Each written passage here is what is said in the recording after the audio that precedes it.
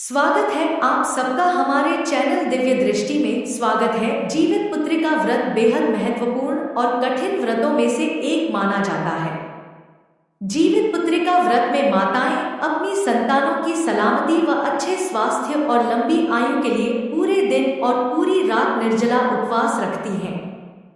इसे जितिया व्रत के नाम से भी जाना जाता है। इस दिन माताएं भगवान जीमूतवाहन की विधिवत पूजा अर्चना करती हैं। हिंदू पंचांग के अनुसार प्रत्येक वर्ष आश्विन मास के कृष्ण पक्ष की अष्टमी तिथि को जीवित पुत्रिका व्रत रखा जाता है। इस बार जितिया व्रत 25 सितंबर 2024 यानी बुधवार के दिन रखा जाएगा। लेकिन बहुत कम लोग ही जानते हैं कि इस व्रत की शुरुआत कैसे हुई और इस व्रत को क्यों रखा जाता है। आइए जानते हैं कि जितिया व्रत का इतिहास और महत्व। साथ ही जानेंगे कि इस दिन पूजा के लिए शुभ मुहूर्त क्या है और इस व्रत में किस भगवान की पूजा की जाती है। सबार आश्विन माह के कृष्ण पक्ष की अष्टमी तिथि 24 सितंबर 2024 को दोपहर 12:38 बजे पर प्रारंभ होगी और 25 सितंबर 2024 को दोपहर 12:10 बजे समाप्त होगी। इसलिए उदया तिथि के आधार पर इस साल जितिया व्रत 25 सितंबर 2024 यानी बुधवार के दिन रखा जाएगा। जितिया व्रत में भी छठ पूजा की तरह नहाय खाए और खरना की परंपरा है। यह पर्व मुख्य रूप से बिहार, झारखंड व उत्तर प्रदेश के कुछ क्षेत्रों में ही मनाया जाता है।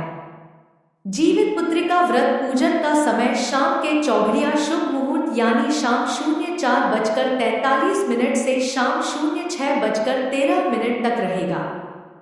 इस व्रत की शुरुआत के बारे में बात करें तो भविष्य पुराण के अनुसार शिव जी ने माता पार्वती से कहा कि जो माताएं अपनी संतान की भलाई के लिए जीवित पुत्रिका व्रत रखती हैं, उनकी संतान के जीवन में कभी संकट नहीं आते हैं, सभी बाधाएं दूर हो जाती हैं, साथ ही संतान का वियोग का कष्ट भी नहीं मिलता है।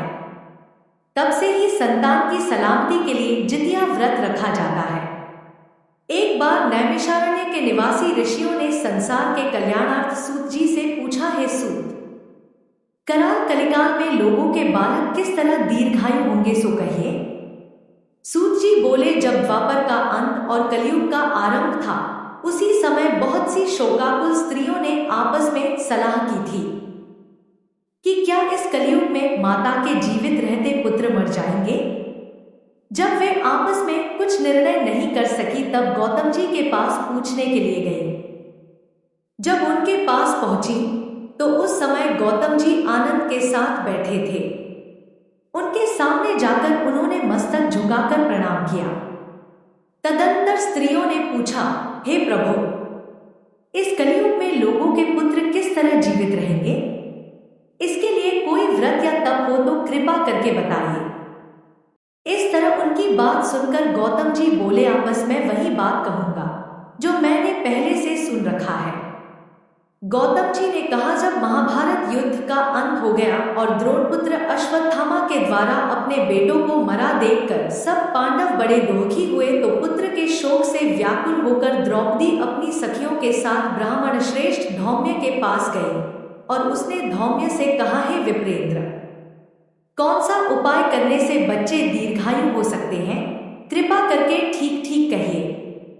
धौम्य बोले, सत्ययुग में सत्यवचन बोलने वाला, सत्याचरण करने वाला समदर्शी जीमूतवाहन नामक एक राजा था। एक बार वह अपनी स्त्री के साथ अपनी ससुराल गया और वहीं रहने लगा। एक दिन आधी रात के समय पुत्र के शोक से व्याकुल कोई स्त्री रोने लगी, क्योंकि वह अपने बेटे के दर्शन से निराश हो चुकी थी। उसका पुत्र मर चुका था। वह रोती हुई कहती थी, हाय, मुझ बूढ़ी माता के सामने मेरा बेटा मरा जा रहा है। उसका रुदन सुनकर राजा जीमूतवाहन का तो मानो हृदय विदीर्ण हो गया। वह तत्काल उस स्त्री के पास गया और उससे पूछा, तुम्हारा बेटा कैसे मरा है? बूढ़ी माता ने कहा, क्रूर प्रतिदिन आकर गांव के लड़कों को खा जाता है। इस पर दयालु राजा ने कहा, माता, अब तुम रो मत, आनंद से बैठो, मैं तुम्हारे बच्चे को बचाने का यत्न करता हूं। ऐसा कर राजा उस स्थान पर गया जहां गरुड़ आकर प्रतिदिन मांस खाया करता था। उसी समय गरुड़ भी उस पर टूट पड़ा और मांस खाने लगा।